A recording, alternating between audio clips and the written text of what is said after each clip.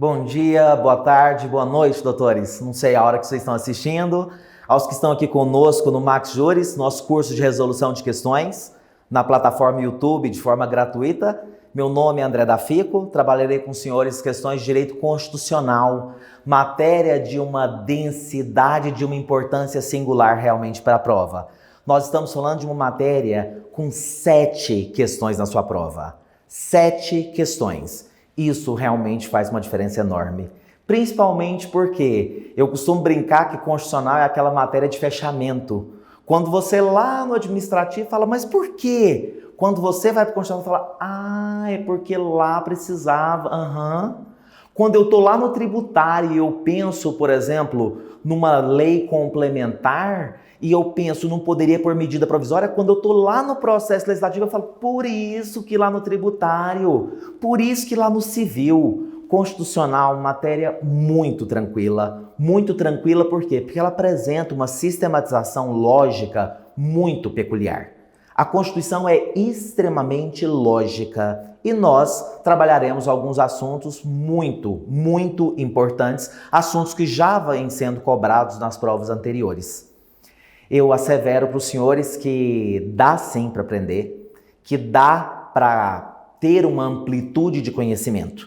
É claro que, caso você esteja tendo uma dificuldade em todos os conteúdos, aí você pode adquirir o nosso curso, o OAB Max, o curso completo, que já está disponível para venda na nossa plataforma, www.maxjuris.com.br. Esse curso será um curso completo. André, estou tendo muita facilidade, a resolução de questão me ajuda. Perfeito. André, eu não sei o que eu estou fazendo. Pronto, você já tem a solução. Vamos então partir para a nossa aula, nossa resolução de questões. Só que antes eu queria te pedir um favorzinho. Vai lá, dá o nosso curtir aí no YouTube, por favor. Coloque o sininho, adicione nosso canal, porque de segunda a quinta a divulgação de novos vídeos. E a partir do momento que você se inscreve no canal, você é avisado sobre esses novos vídeos. Tranquilos? Vamos lá, doutores. Questão 1. Durante ato de protesto político realizado na Praça Central do município Alfa, os manifestantes, inflamados por grupos oposicionistas, começam a depredar órgãos públicos locais, bem como invadem e saqueiam estabelecimentos comerciais, situação que foge do controle das forças de segurança. André, não tem nem noção, eu entendi a questão, mas assim, não me passa nada. Calma, sem pressa, continua lendo. Diante do quadro de evidente instabilidade social, o presidente, por decreto, institui o estado de defesa no município Alfa por prazo indeterminado, até que seja restaurada a ordem pública e a paz social. No decreto, ainda são fixadas restrições aos direitos de reunião e ao sigilo de correspondência e comunicação telefônica. Acerca do caso apresentado, assinale a afirmativa correta. Questão muito tranquila, por quê? Porque ela trata do estado de defesa e do estado de sítio. Situações de crise constitucional. Situações previstas nos artigos 136 a 138 da Constituição Federal. Aqui, a questão não deixa dúvida.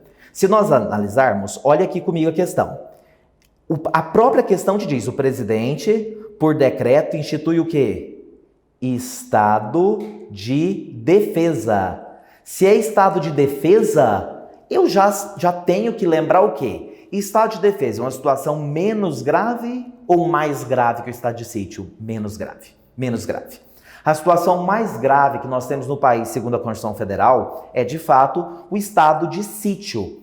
O estado de defesa, ele vai ser utilizado quando? Quando eu vou ter a decretação pelo presidente da República do estado de defesa. Quando eu tiver uma situação de instabilidade em locais determinados. Houve um tsunami que devastou um determinado estado da federação ou 2 estados da federação. Se a instabilidade em local determinado, decreta-se o estado de defesa. O estado de defesa é decretado sempre de 30 em 30 dias. Decretou-se estado de defesa, 30 dias. Não resolveu ainda, André?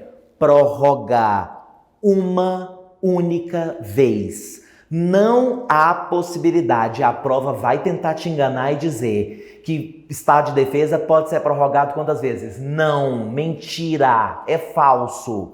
Estado de defesa é 30 dias, prorrogável uma única vez por mais 30. E você está me perguntando, André, mas se prorrogou e não resolveu? Já tem 60 dias de estado de defesa e não resolveu o problema. Aí é caso de decretação de estado de sítio. O estado de sítio, ele vai importar em mais restrições a direitos e garantias que o estado de defesa, tá? Aqui, a gente tem que ser um pouquinho técnico. Diante do quadro de evidente instabilidade, o presidente, por decreto, institui estado de defesa no município. Pode, André?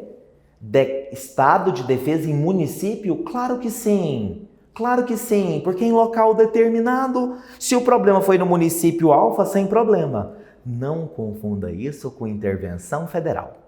Intervenção federal, a União intervém só em estados e os estados intervêm em município. Mas isso é outro assunto, isso é intervenção. Aqui a questão deixou bem claro que ela está falando de estado de defesa. Só que olha que interessante. O presidente, por decreto, institui o estado de defesa no município alfa por prazo indeterminado. Pode? Claro que não, porque eu acabei de te dizer que estado de defesa é 30 dias, prorrogável uma única vez por mais 30. Portanto, esse prazo indeterminado já é um problema. No decreto ainda são fixadas restrições aos direitos de reunião e ao sigilo de correspondência e comunicação telefônica. O que uma pessoa que não estuda vai pensar? Ah, mas não pode falar que as pessoas não podem se reunir, restringir sigilo de correspondência e comunicação telefônica? Não pode, não pode. Muito cuidado. Nós estamos diante de uma das situações de crise constitucional, uma situação de instabilidade. E é exatamente por isso que nós precisamos dar uma olhadinha na Constituição. Vamos lá comigo? Artigo 136 da Constituição Federal. O artigo 136, ele fala especificamente do estado de defesa. Vejamos. O presidente pode, lembrando que sempre, estado de defesa e estado de sítio, o presidente é obrigado a ouvir o Conselho da República e o Conselho de Defesa Nacional, que são órgãos de assessoria do presidente. Decretar estado de defesa para preservar ou prontamente estabelecer, agora, em locais restritos. Locais restritos e determinados. Se eu tenho então aqui locais restritos e determinados, é plenamente possível, que foi o que aconteceu exatamente no município. A ordem pública ou a paz social, ameaçados por grave e iminente instabilidade institucional ou atingidos por calamidade de grandes proporções. Até aqui sem problema. O presidente corretamente decretou porque era um problema em local determinado, sem problema. Só que, olha o parágrafo 1º. O decreto que instituir o estado de defesa determinará o tempo de sua duração. Tá. E quais restrições podem ser determinadas? 1. Restrição ao direito de reunião, a linha A, ainda que exercida no seio das associações. Correspondência, comunicação telegráfica e telefônica. Ou seja, a questão nesse ponto, o presidente fez alguma coisa incorreta? Não, o presidente fez exatamente o que ele estava autorizado a fazer. Os direitos que foram restringidos, reunião, correspondência, comunicações telefônicas, eles podem ser sim restringidos durante a decretação do estado de defesa. Mas você deve estar falando, André, e o prazo? Olhem comigo esse parágrafo 2º. O tempo de duração do estado de defesa não será superior a 30 dias, podendo ser prorrogado uma vez por igual período. Viram o que está incorreto? Na questão, foi narrado que o presidente decretou o estado de defesa por prazo indeterminado. Agora que nós já compreendemos totalmente o enunciado, vamos às assertivas. A. Durante o estado de defesa, podem ser estabelecidas restrições aos direitos de reunião e ao sigilo de correspondência e comunicação telefônica? Sim, vimos agora no 136. Mas o referido decreto não poderia estender-se por prazo indeterminado, estando em desconformidade com a ordem constitucional. André, É essa. Já marco. Se você tiver certeza absoluta, marque. André, eu não tenho. Eu fico inseguro. Olha as outras. B. Ao decretar a medida, o chefe do Poder Executivo não poderia adotar medidas de restrição ao sigilo de correspondência e comunicação telefônica. Você viu agora comigo que pode ser restringido. Letra B, não tem jeito. Letra C, o decreto é formalmente inconstitucional, porque o presidente somente poderá decretar medida tão drástica mediante lei previamente aprovada em ambas as casas. Cristo, Rei do Universo e Senhor. Aonde que você viu isso? Não tem isso na Constituição. André, eu não li. Então pausa, vai lá e lê o 136, porque sem fazer a leitura do artigo e os parágrafos, realmente não tem como. Mas você lendo, concorda comigo que não tem jeito? Não tem. A gente olha e fala, não pode. Letra D. O decreto presidencial, na forma enunciada, não apresenta qualquer vício de inconstitucionalidade. Então, não houve violação à Constituição? Houve. Porque você viu que no parágrafo 2º do artigo 136 da Constituição é estabelecido um limite temporal de 30 dias com prorrogação uma única vez por igual período. E o presidente, na hipótese fática aqui narrada, ele decretou por prazo indeterminado, o que realmente não é possível. Portanto, se tem o erro na B, na C e na D, sem dúvida alguma. Correta, letra A. Correta, letra A. Questão 2.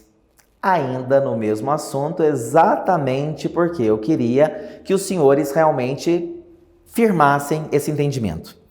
O presidente da República, cumpridos todos os pressupostos constitucionais exigíveis, decreta estado de defesa no Estado. Repare que na questão o presidente decretou em município. Agora ele está decretando em Estado. Pode? Pode nas duas situações. Que foi atingido por calamidades naturais de grandes proporções. Vimos também no 136. O que causou tumulto, invasões a supermercados, farmácias e outros estabelecimentos, com atingimento à ordem pública e à paz social. Mesmo após o prazo inicial de 30 dias ter sido prorrogado por igual período, do jeitinho que a Constituição fala, ainda restava evidente a ineficácia das medidas tomadas no decorrer do citado estado de defesa. Ou seja, o presidente decretou por 30 dias, prorrogou e não resolveu. Fazer o quê? Agora só resta uma saída. Estado de sítio. Vamos novamente na Constituição Federal, até porque se o 136 fala de estado de defesa, o 137 e o 138 vão falar do estado de sítio. E aqui no estado de sítio, no artigo 137, eu tenho duas possibilidades. Repare comigo. O presidente da República pode, ouvidos o Conselho da República e o Conselho de Defesa Nacional, lembrando que o presidente é obrigado a ouvir. Quando eu digo ouvir, não é obedecer, ele tem que ouvir. Mesmo que os dois órgãos de assessoramento digam, presidente, não decreta não, ele pode falar, senta lá, Cláudia, vou decretar? Pode. Ele é o presidente. O presidente pode, ouvidos, ele é obrigado a ouvir, não a obedecer. Ouvidos o Conselho da República e o Conselho de Defesa Nacional, solicitar autorização ao Congresso, pelo amor de Deus, repare. No estado de defesa, o presidente decreta e depois que ele já decretou, ele encaminha o decreto ao Congresso para ele ser apreciado. Já está decretado estado de sítio, nem o presidente. O presidente não tem poder para decretar estado de sítio. Ele solicita uma autorização do Congresso e o Congresso, se autorizar, vai editar um decreto legislativo autorizando o presidente. Ou seja, a oitiva no estado de sítio é prévia, é anterior. No estado de defesa, a oitiva do Congresso ela é posterior. Aqui, a Constituição diz, estado de sítio em casos de 1. Comoção grave de repercussão nacional. Agora, ou ocorrência de fatos que comprovem a ineficácia de medida tomada durante o estado de defesa. Ou seja, se já decretou estado de defesa 30, prorrogou mais 30 e não resolveu, estado de sítio, artigo 137, inciso 1 da Constituição. Aproveitando, apesar de não ser o caso, vamos já olhar o inciso 2, que é o último caso. Declaração de estado de guerra ou resposta à agressão armada estrangeira. Guerra não tem jeito. Guerra é estado de sítio. Só que guerra, se o motivo for o inciso 2 do artigo 137, aí o prazo é diferente.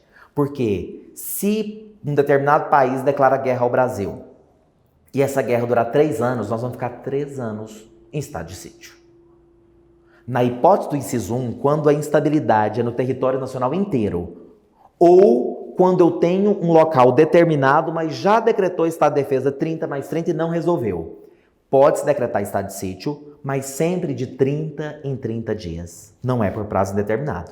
Prazo determinado só no caso do inciso 2, guerra ou resposta à agressão armada estrangeira. Na hipótese do inciso 1, quando o problema for o que nós estamos tratando aqui no caso 2, pode decretar estado de sítio. Mas quanto? 30 dias. Pode prorrogar, André? Quantas vezes forem necessárias. Você acabou de falar que era só uma vez. Estado de defesa. Presta atenção. Estado de defesa, que é o do artigo 136, é só 30 mais 30. Vamos voltar aqui para a nossa questão, que vai ficar bem mais fácil de você visualizar. Aqui na questão 2, que nós estamos vendo, o presidente decretou 30, estado de defesa, porque era só em um estado, prorrogou por mais 30 e não resolveu. O que sobra agora? Estado de sítio. Por quanto tempo? 30 dias. Não resolveu? Mais 30. Não resolveu? Mais 30. Não resolveu? Mais 30. Mas cada decreto só pode decretar por 30. Mas pode prorrogar isso quantas vezes forem necessárias. André, por que já não decreta de uma vez, enquanto durar a instabilidade? Porque não é guerra. E a Constituição só autoriza a decretação de estado de sítio por prazo indeterminado quando eu estou diante da hipótese prevista no artigo 137, inciso 2, declaração de guerra ou resposta à agressão armada estrangeira. Fora disso, eu realmente preciso decretar de 30 em 30 dias. Agora que nós já vimos, ficou um pouco mais fácil, porque olha aqui, sem saber como proceder, a Presidência da República recorre ao seu corpo de assessoramento jurídico, que de acordo com a Constituição de 88 informa que será possível, cumpridas as exigências formais, uma nova prorrogação de no máximo 30 dias do estado de defesa. Se você pensou em marcar essa, para agora e faz uma oração. Você precisa de libertação na sua vida. Porque nós acabamos de falar que estado de defesa é só quanto? 30. Prorroga uma única vez. Ah, mas falou aqui uma nova prorrogação, mas se tiver lei, pode ter ordem de Jesus. A Constituição não autoriza. Pelo amor de Deus, é Constituição, é a norma máxima, nada está acima disso. Você está conseguindo me entender? Eu não posso pensar isso. André, eu não pensei. Ótimo, então. Vamos olhar as outras, porque realmente essa você não podia ter marcado. Não depois da gente ter lido o artigo 136 e 137. Não. Será possível, cumpridas as exigências formais, prorrogar o estado de defesa até que a crise seja completamente debelada? Outra armadilha de Satanás para você ir para o próximo exame, para você reprovar. Não tem lógica. Porque na hora que eu vejo prorrogar o estado de defesa até que a crise, ou então indefinidamente, existe estado de defesa indefinido? Não existe. Estado de defesa é 30 mais 30. Letra C. Será possível, cumprir as exigências formais, decretar o estado de sítio, já que vedada, proibida, nova prorrogação do estado de defesa? Perfeito, claro que sim. Claro que sim. Letra D, até porque o senhor viu comigo no artigo 137, inciso 1, que quando houver ineficácia das medidas adotadas durante o estado de defesa, e considerando que o 136, parágrafo 2º, fala que só pode prorrogar uma única vez, se já prorrogou, não resolveu, só sobra o quê? Estado de sítio. Letra D, será obrigatoriamente decretada a intervenção federal no estado alfa. Cristo Rei. Não posso pensar isso, porque a intervenção federal é uma outra situação de crise, mas ela tem hipóteses previstas no artigo 34. A regra é a União não intervir nos estados e, excepcionalmente, a Constituição autoriza em 7 incisos lá do artigo 34 da Constituição. André, não tem nenhum daqueles 7 motivos, então não tem nada a ver com intervenção. Para que colocou intervenção aqui? Porque a pessoa que não estuda, ela fala... Parece que eu estudei isso foi meio junto. Estado de defesa, estado de sítio de intervenção. Então deve ter relação, deve ser essa. Você entendeu por que Deus criou a aprovação e a reprovação? Por causa desse tipo de pessoa. Que não é você. Até porque você é uma pessoa ciente. Antes de começar a questão, você já deu uma pausinha. Foi lá ler o artigo 136, 137, 138. E é realmente assim que a gente aprende. É realmente com paciência, com realmente repetição. Repetição. Vamos mudar de assunto então? Até porque esse, apesar de muito interessante, é só um dos temas que nós veremos. Nós temos a questão 3 aqui. No estado em que você reside, há cerca de 15 anos, 5 homens foram assassinados por tiros disparados por pessoas encapuzadas. Certo, moram no estado, pessoas foram mortas, tá? Houve uma alteração da cena do crime, sugerindo a mesma forma de atuação de outros assassinatos que vinham sendo praticados por um grupo de extermínio, que contaria com a participação de policiais. Na época, a Polícia Civil instaurou inquérito para apurar os fatos, mas concluiu pela ausência de elementos suficientes de autoria, encaminhando os autos ao Ministério Público, que pediu o arquivamento. A Justiça acolheu o pedido e alegou não haver informações sobre autoria, motivação ou envolvimento de policiais. Segundo opiniões de especialistas, a apuração policial do caso foi prematuramente interrompida. André, isso não é constitucional, isso é penal, processo penal, qualquer coisa menos Constituição. Cuidado, não é. Até porque, doutor, eu sempre brinco que a gente pode não gostar de civil. Eu vou ser criminalista, não gosto de civil. Dá para trabalhar. Eu não gosto de penal, nem de civil, eu gosto de trabalho. Dá para trabalhar. Eu não gosto de constitucional. Faz gastronomia. Faz outra coisa da vida, porque não tem como, meu amigo. Isso aqui a gente ama. Se não é pelo amor, é pelo ódio. Porque a gente precisa. Eu amo de paixão, e eu te prometo. Você vai amar também. Porque constitucional é de uma lógica, é de uma coerência. E constitucional tem uma coisa que eu amo. Não tem aquela coisa assim, vai, engole porque eu tô mandando. É porque Deus quis assim. Vai. Tudo tem uma lógica. Tudo tem uma explicação razoável. E se nós conseguirmos manter realmente essa padronização de raciocínio constitucional, as coisas ficam muito coerentes. Muito. Eu te prometo. Vem comigo que dá certo. Aqui nós estamos falando de uma cena de um crime. A cena do crime foi alterada. A suposta participação de policiais. A polícia não investigou direito, até porque está aqui. O inquérito falou que não tinha elemento suficiente de autoria, ou seja, não sabe, matou 15, né? 5 homens foram assassinados e tá tudo bem. Não, olha aqui, ó, a ausência de elementos suficientes de autoria. Quando eu falo em ausência de elementos suficientes de autoria, o inquérito concluiu isso, que não tinha como descobrir quem era o autor. O que o Ministério Público podia ter feito? Retorna para a delegacia para mais investigação. Não, MP também fez o quê? Pediu arquivamento do caso. Arquivamento. E o que a Justiça fez? Acolheu o pedido, ou seja, falou, vai arquivar. Ou seja, a polícia não investigou.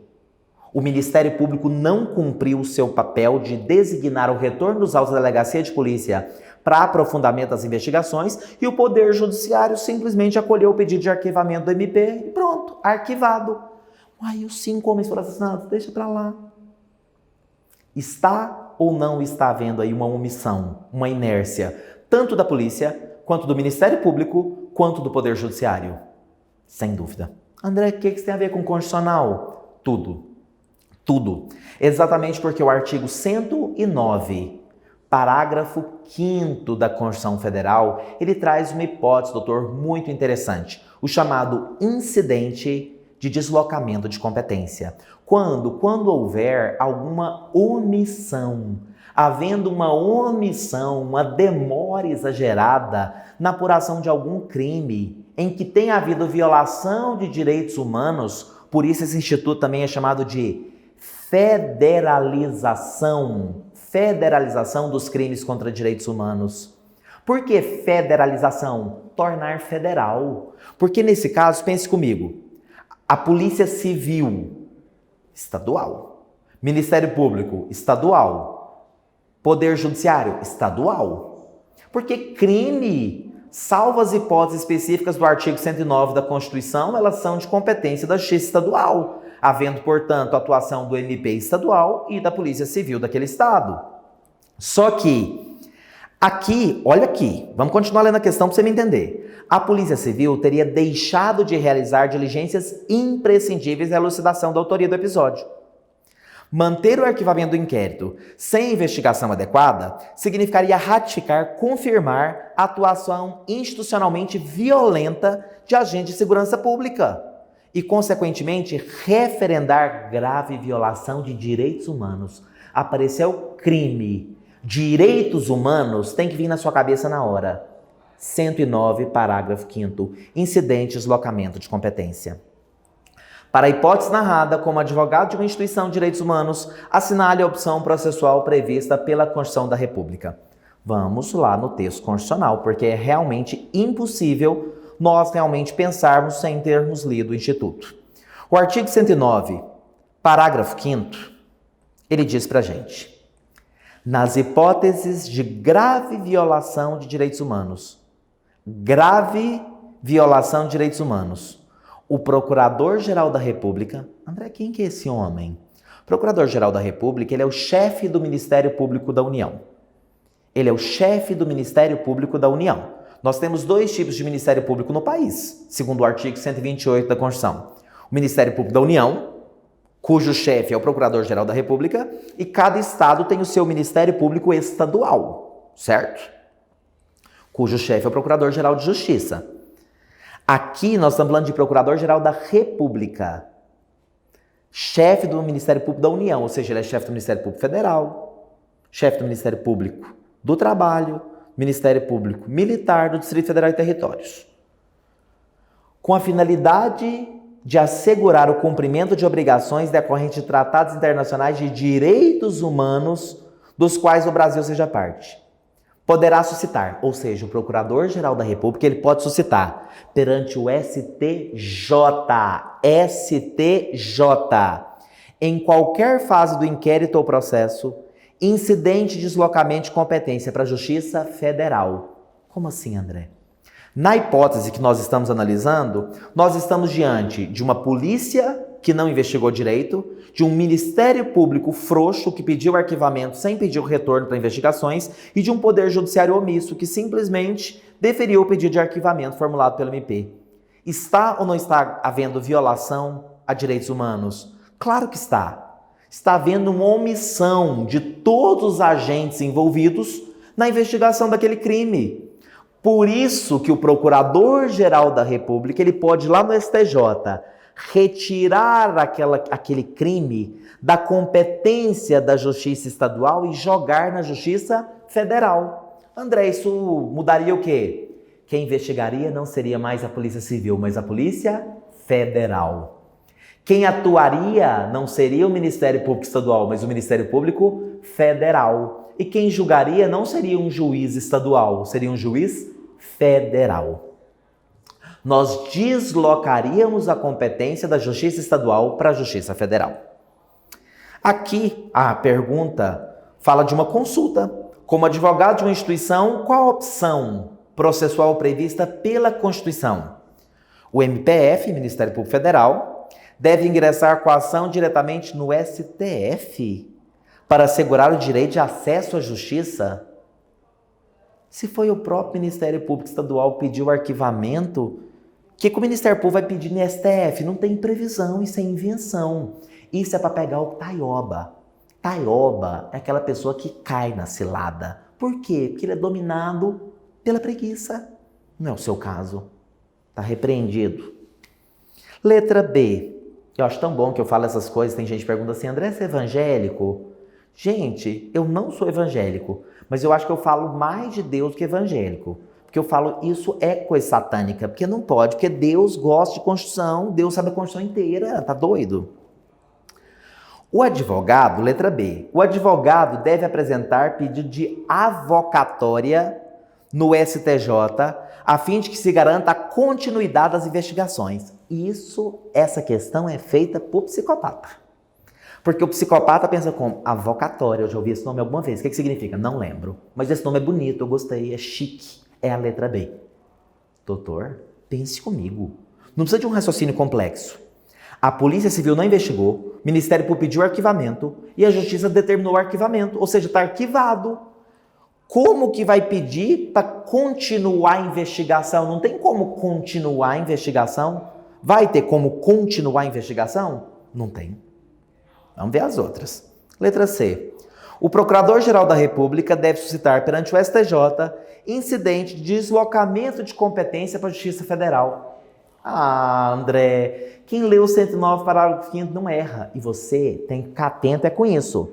Apareceu na sua questão crime, direitos humanos, e está tendo demora excessiva, está tendo omissão, seja da polícia, da MP ou de todo mundo, incidente de deslocamento de competência, tá? Retira-se a investigação ali da Justiça Estadual, e isso significa Polícia Civil, Ministério Público Estadual, Poder Judiciário Estadual, e passa-se à Justiça Federal.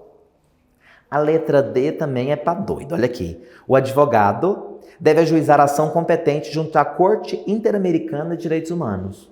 Doutor, sem entrar nessa seara de direito internacional, o próprio enunciado diz, adote, presta atenção em mim, olha aqui, assinale a opção processual prevista onde? Leia comigo. Prevista pela Constituição. Que hora que a Constituição fala que você deve ajuizar a ação em Corte Interamericana de Direitos Humanos? Não tem, né, André? Não tem. Por isso que eu tô te dizendo, você tenta errar e não consegue. Porque de verdade, dava para fugir dessa letra C aqui? Não dava. Não dava. Vamos para a questão número 4. Como determinado minério vem obtendo alto preço no mercado mundial devido às grandes quantidades compradas pela China, o Estado-membro alfa recorre ao governo chinês para obter um empréstimo com vistas à construção da infraestrutura necessária à sua extração. Tá.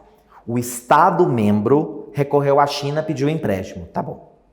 Sabedor do fato, o prefeito do município Beta, onde se localiza o principal porto do estado Alfa, também solicita um empréstimo à China para viabilizar o melhor escoamento do minério. Concedidos os empréstimos, ou seja, a China emprestou dinheiro para o estado e para o município. Concedidos os empréstimos com estrita observância sistemática constitucional e gastos recursos, a crise no setor público acaba por inviabilizar o pagamento da dívida contraída pelos entes federativos. Insatisfeita, a China ajuiza ação no Brasil contra o Estado e o município. Assinale a opção que indica a competência para processar e julgar as matérias. Antes disso, eu quero te mostrar só uma coisinha. Nós vamos fazer um esquema aqui, porque eu preciso que você entenda isso de uma vez por todas. Quando eu estou diante de um Estado estrangeiro ou um organismo internacional, de um lado, e eu tiver de outro lado União, Estado, DF ou território, vai ser de um jeito. Se eu tiver município ou pessoa residente e domiciliada no país, a solução é diversa. Eu quero muito que você preste atenção nisso, porque imagine comigo, Marcos foi para a França. Só que Marcos, ao invés de comprar um presente para sua namorada, como todo mundo faz, aquela chavinha lá, aquele chaveirinho da Torre Eiffel, que são 20 por €1, ele levou um maçarico e tentou levar um pedaço da torre, tentou derreter um pedaço da Torre Eiffel.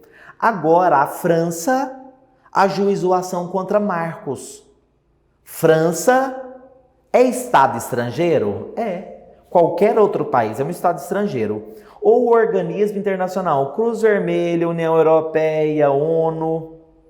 Se eu tenho uma ação movida por um Estado estrangeiro, organismo internacional, e de outro lado, município ou pessoa, quem vai julgar?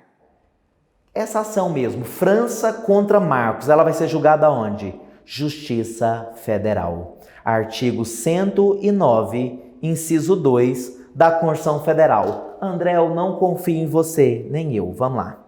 Vamos lá, porque eu gosto que você veja na Constituição.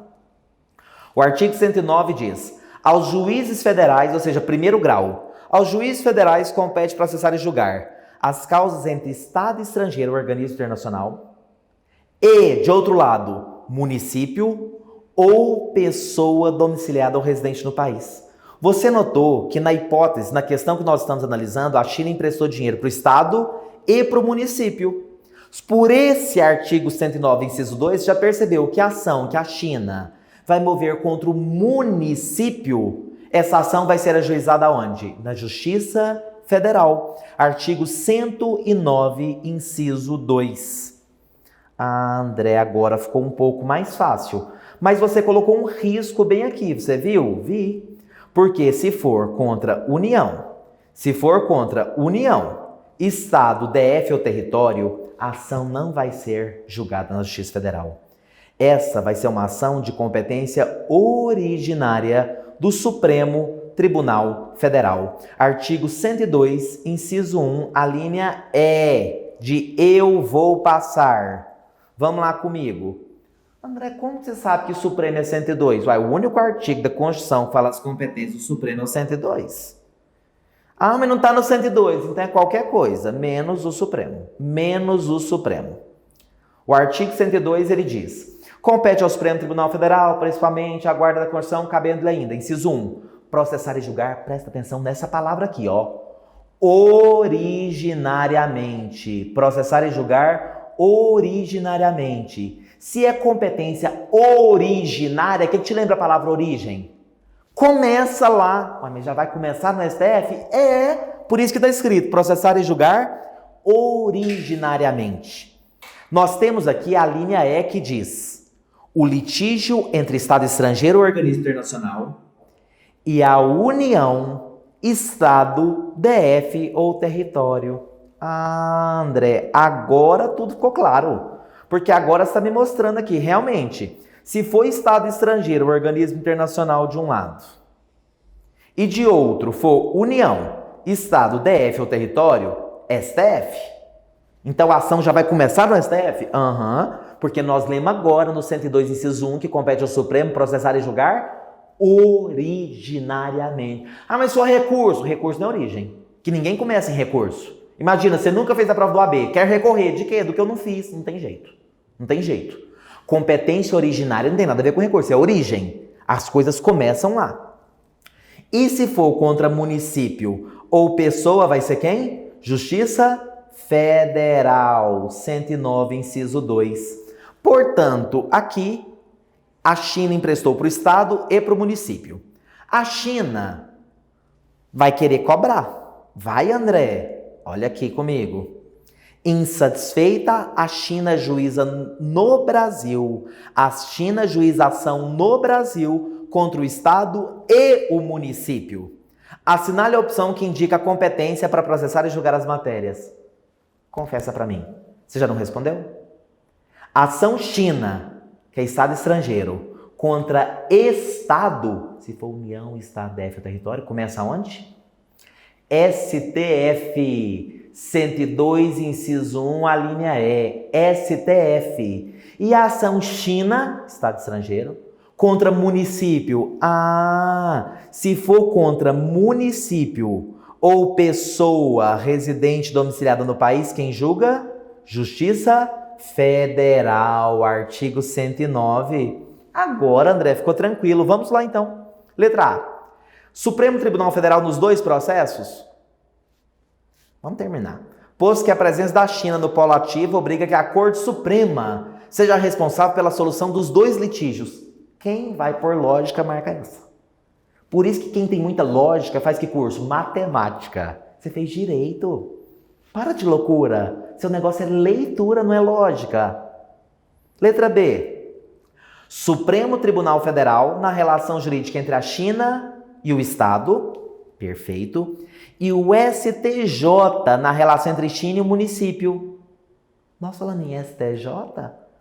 Nós falamos em artigo 105, vou até voltar a tela para você ver. Tem escrito aqui 102 e 109, ou seja, Supremo, se for Estado estrangeiro contra a União, Estado, DF, território, ou Justiça Federal, não é nada de STJ, Justiça Federal em primeiro grau. Ah, André, então aqui na minha cidade tem Justiça Federal, é lá? É lá mesmo. Presta atenção. Município ou pessoa residente domiciliada no país está no artigo 109, inciso 2. Então não é STJ. Letra C. Supremo Tribunal Federal na relação entre China e Estado e juiz federal na relação entre China e município, por expressa determinação constitucional. Sim. Artigo 102, inciso 1, a linha E, no que se refere ao Estado, e artigo 109, inciso 2, no que tange ao município. Essa D eu não vou ler, porque essa daqui é sério. Isso daqui você precisa de uma missa de libertação, de um culto, entendeu? De dispossessão, porque fala Tribunal de Justiça do Estado. Gente, é uma ação contra um Estado. É a China. Pelo amor de Deus, a gente só vai para a justiça estadual quando não está expresso na Constituição. A justiça estadual, ela tem competência residual. Como que eu sei se eu vou entrar com uma ação na justiça federal ou na justiça estadual? Se tiver no artigo 109, é na justiça federal. André, não está no 109, está no resto, na justiça estadual. Ficou claro? Tranquilos até aqui? Vamos, então, para a nossa questão número 5. Preocupado com o grande número de ações judiciais referentes a possíveis omissões inconstitucionais sobre direitos sociais, em especial sobre o direito à saúde, o Procurador-Geral do Estado, Beta, procurou traçar sua estratégia hermenêutica de defesa a partir de 2 grandes argumentos jurídicos. Vamos lá. Preocupado com o grande número de ações referentes a possíveis omissões inconstitucionais sobre direitos sociais, em especial saúde, o Procurador-Geral do Estado é quem chefia a defesa jurídica dos interesses do Estado. Procurou traçar sua estratégia hermenêutica de defesa a partir de 2 grandes argumentos. Em primeiro, destacou que a efetividade dos direitos prestacionais de segunda dimensão, promovida pelo Poder Judiciário, deve levar em consideração a disponibilidade financeira. Disponibilidade financeira. Aqui que tá. Isso eu quero que você grave comigo. Quando vier escrito disponibilidade financeira, ou seja, o Estado faz aquilo que ele tem dinheiro para fazer. Se ele não tem dinheiro, ele não faz. É o que a gente chama de princípio da reserva do possível. A teoria da reserva do possível, também chamada de princípio, mas é uma teoria, a teoria da reserva do possível, ela realmente estabelece que o ente público, ele só realmente concretiza os direitos sociais na medida da sua disponibilidade financeira, até porque o administrador ele está distrito a um orçamento. Ele faz aquilo que é possível. Essa é a teoria da reserva do possível. Um segundo argumento é o relativo à falta de legitimidade democrática de juízes e tribunais para fixar políticas públicas no lugar do legislador eleito pelo povo. Ele está dizendo o seguinte: quem é o juiz ou o tribunal para determinar que o município faça isso, para determinar que o Estado pague um medicamento de alto custo, para determinar que o Estado pague uma cirurgia complexa? Quem foi eleito pelo povo foi o governador, foram os deputados estaduais. Por que o Estado, por que o tribunal está fazendo isso? Falta ao Poder Judiciário legitimidade democrática, eles não foram eleitos pelo povo. Essas são as 2 alegações. Doutor, ele é procurador-geral do Estado, então ele vai defender quem? Por óbvio, o Estado. Ele quer desproteger o indivíduo porque ele está na função de realmente o quê? Proteger o ente público, o Estado. Diante de tal situação, assinale a opção que apresenta os conceitos jurídicos que correspondem aos argumentos usados pelo PGE do Estado Beta. Ele queria que a gente identificasse. Vamos lá então. Na primeira, você viu aqui sublinhado comigo, disponibilidade financeira, reserva do possível. O segundo, ele fala em falta de legitimidade democrática de juízes e tribunais, ou seja, o Poder Judiciário não pode ficar determinando as coisas, determinar a política pública. Se fosse para adotar aquela política pública, isso deveria ter sido feito pelo Executivo, obviamente, como tem gasto com a aprovação do Legislativo, que foram ambos eleitos pelo povo. Isso se refere a quê? Vamos lá. Aquela primeira alegação dele, que o Estado faz à medida que tem dinheiro, isso é dificuldade contraparlamentar? Não dá. Até porque se eu olhar as respostas, olha a B, reserva do possível. Letra C, reserva do possível. Letra D, reserva do possível. Só que aqui nós temos reserva do possível fática nas letras B e D e reserva do possível jurídica na letra C. Reserva do possível jurídica, aí que está meu problema. Quando eu falo em reserva do possível, o Estado ele só gasta aquilo que é possível nos termos da sua possibilidade econômico-financeira dentro das limitações orçamentárias. Isso é uma reserva do possível no mundo fático, ou seja, o Estado só faz aquilo que ele quer, ou uma questão jurídica. Juridicamente ele pode dizer não. Ele não faz faticamente, ele não presta, ele não cria mais hospitais, ele não presta um auxílio maior em determinado setor ou em determinada pandemia. Por quê? Porque ele não tem dinheiro para isso. Ah, reserva do possível fática, é. Até aqui, nós já eliminamos a letra A e já eliminamos a letra C. Porque nós temos reserva do possível fática na B e na D.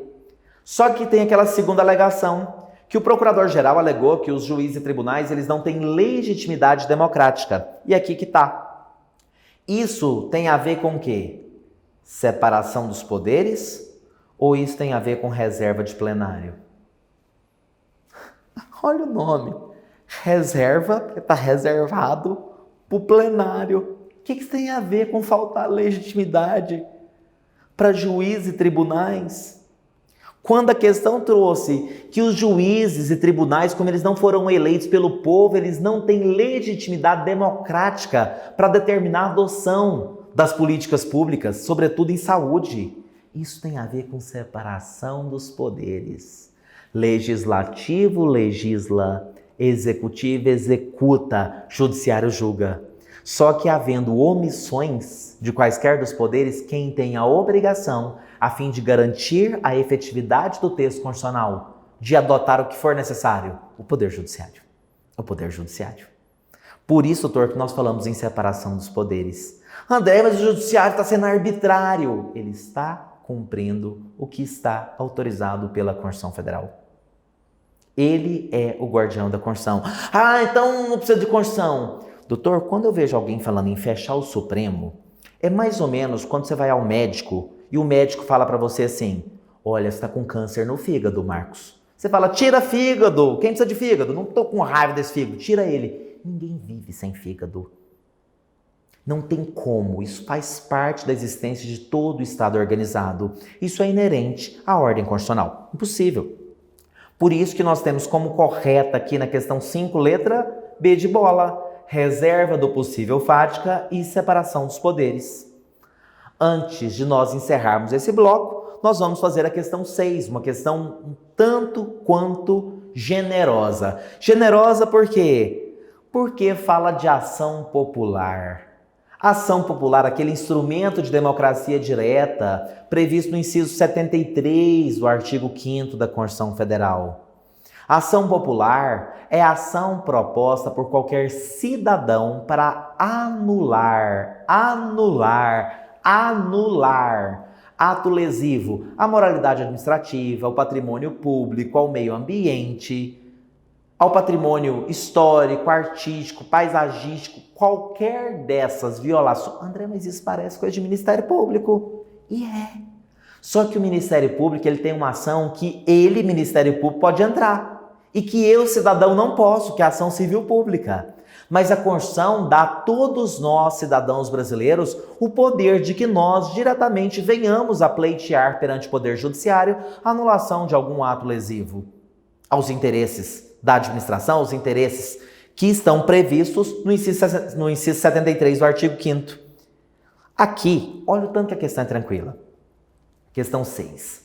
José, brasileiro de 16 anos, possuidor de título de eleitor. Como que eu comprovo que eu sou cidadão? Título de eleitor. André, mas ele não era obrigado. Não, é voto facultativo, mas ele fez, ele tem título. Ele é cidadão.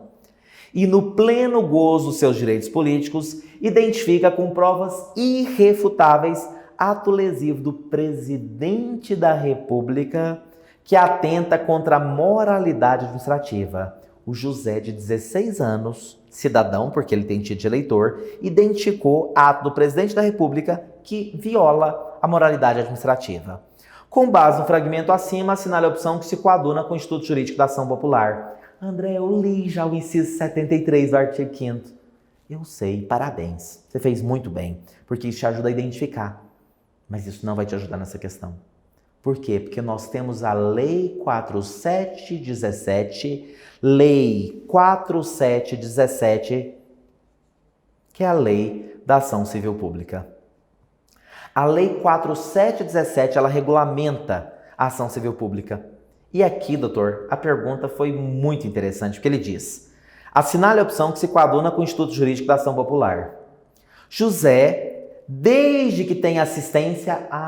porque apesar dele ser cidadão, André, ele é menor, ele é relativamente incapaz.